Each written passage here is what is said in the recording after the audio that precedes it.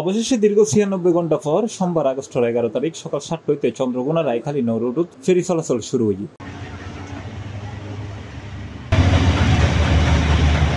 রাঙ্গামাটি সড়ক ও জনপথ বিভাগের উপসহকালী প্রকৌশলী কীর্তি মিশন চাকমা সিপ্লাসর হয় কাপ্তাই কর্ণফুলী পানি বিদ্যুৎ কেন্দ্রের স্পিলওয়ের সুলভগের সারিবের ফলে কর্ণফুলী নদীর প্রবল স্রোতের হারণে গত আগস্টের ৭ তারিখ সকাল ৭টা হইতে এই নৌরুট ফেরি চলাচল বন্ধ করে রইল। ১১ তারিখ সকাল ৭টায় পুনরায় ফেরি চলাচল স্বাভাবিক করা হয়।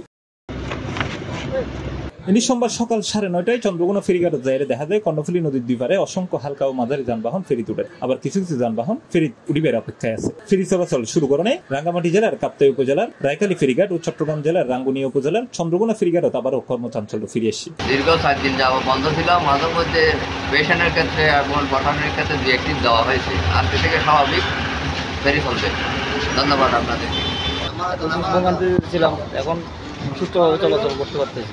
ফেরি ৪ দিন পরে এখন চালু হয়েছে, তার ধরে আমরা অনেক বলার মতো না যে ফেরি ৪ দিন বন্ধ ছিল, ৪ দিন পরে আজকে সকাল ৭:৩০ থেকে চালু হয়েছে ফেরি।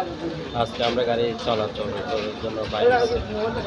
এ সময় স্থানীয় ব্যক্তিবর্গ ও যাত্রীরা হয় এতদিন ফেরি চলাচল বন্ধ তাহলে জনগণ ও যাত্রী অলর দুর্ভোগ চরম পর্যায়ে পৌঁছাই। এর যদি একটা সেতু নির্মাণ করা হয় তাহলে জনগণ ও চালক অলর ভোগান্তিতে মুক্তি পাইব। এখানের মধ্যে যদি একটা ব্রিজ হয় তাহলে আমাদের যাতায়াত ব্যবস্থাটা খুব উন্নত হবে, ভালো হবে। C+ TV, Chittagong.